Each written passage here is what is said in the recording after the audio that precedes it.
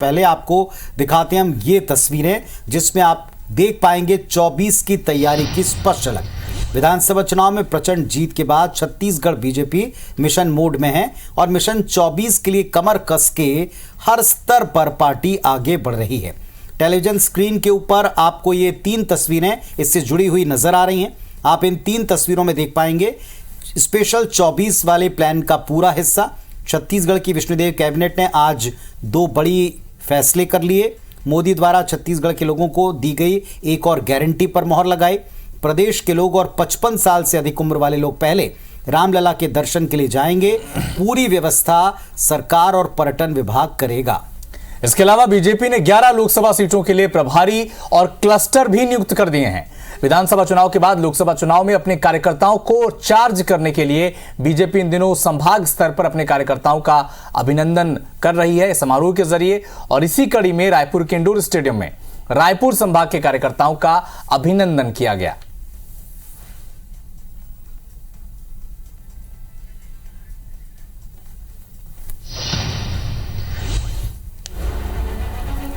छत्तीसगढ़ में लोकसभा की 11 सीटों पर जीत के लिए बीजेपी पूरी तरह एक्शन मोड में है। सत्ता और संगठन दोनों स्तर पर बीजेपी त्वरित फैसलों से चुनावी मैदान में कांग्रेस को पटखनी देने के लिए तैयार है। प्रदेश के पूर्व खाद्य मंत्री अमरजीत भगत ने बीजेपी सरकार और मुख्यमंत्री विष्णुदेव साय को धान के दाम पर घेरने की कोशिश की।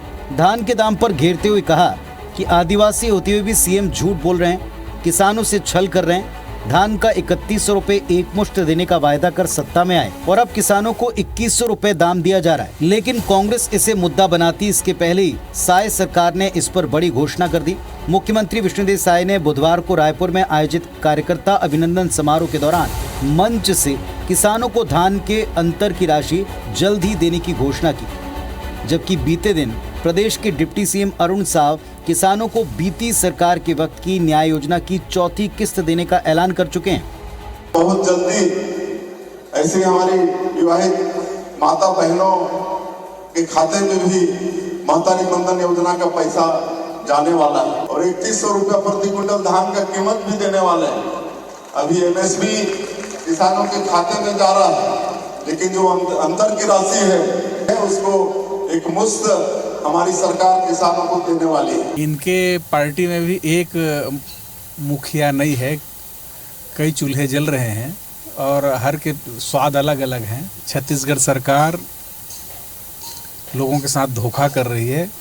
विष्णुदेव साय जी तो हमारे आदिवासी समाज के हैं और आदिवासी कभी झूठ नहीं बोलता। एक ऐसा आदिवासी है जो झूठ बोल रहा है कि 3100 बोल करके 2100 दे रहा है। केवल धान और किसानी नहीं, बीजेपी सरकार 2024 चुनाव के पहले ज्यादातर मोदी की गारंटी वाले वायदों को पूरा करने की तरफ कदम बढ़ाती जा रही। साय सरकार ने अभी तक 18 लाख गरीब परिवारों को पीएम आवास, किसानों को 2 साल का बकाया बोनस, महादेव ऐप घोटाले में कार्रवाई, सीजीपीएससी घोटाले की सीबीआई जांच जैसे वायदों को पूरा कर दिया है। और अब किसानों को 3100 रुपए के हिसाब से धान के अंतर की राशि, महतारी वंदन योजना का लाभ और अब अयोध्या में राम मंदिर दर्शनों की व्यवस्था के वायदे को पूरा करना शुरू कर दिया है। दूसरी तरफ संगठन स्तर पर भी बीजेपी ने लोकसभा की 11 सीटों को 3 क्लस्टर बस्तर, रायपुर और बिलासपुर में बांटकर प्रभारी नियुक्त कर जिम्मेदारियां दे दी, जबकि कांग्रेसी खेमे में अभी तक हार के कारणों पर मंथन के दौर चले हैं। पार्टी के नवनियुक्त प्रदेश प्रभारी सचिन पायलट 11 जनवरी को पहली बार छत्तीसगढ़ के दौरे पर आ रहे हैं। वो यहाँ कांग्रेस पदाधिकारियों के साथ मैराथन मीटिंग कर लोकसभा चुनाव की प्लानिंग शुरू करेंगे।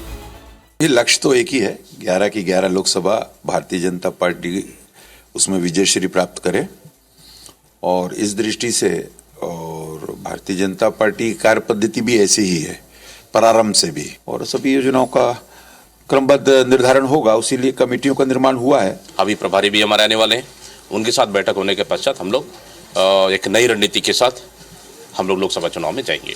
तो कांग्रेस प्रभारी के सामने हार की हताशा से पार्टी को निकालना, हार के जिम्मेदारों से निपटना, 24 के चुनाव के लिए टीम बनाकर काम शुरू कराने का चैलेंज है।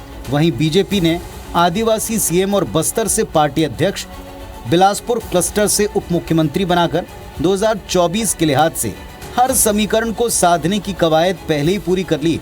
अब सवाल, क्या कांग्रेस वाकई 24 की चुनौती के लिए तैयार है?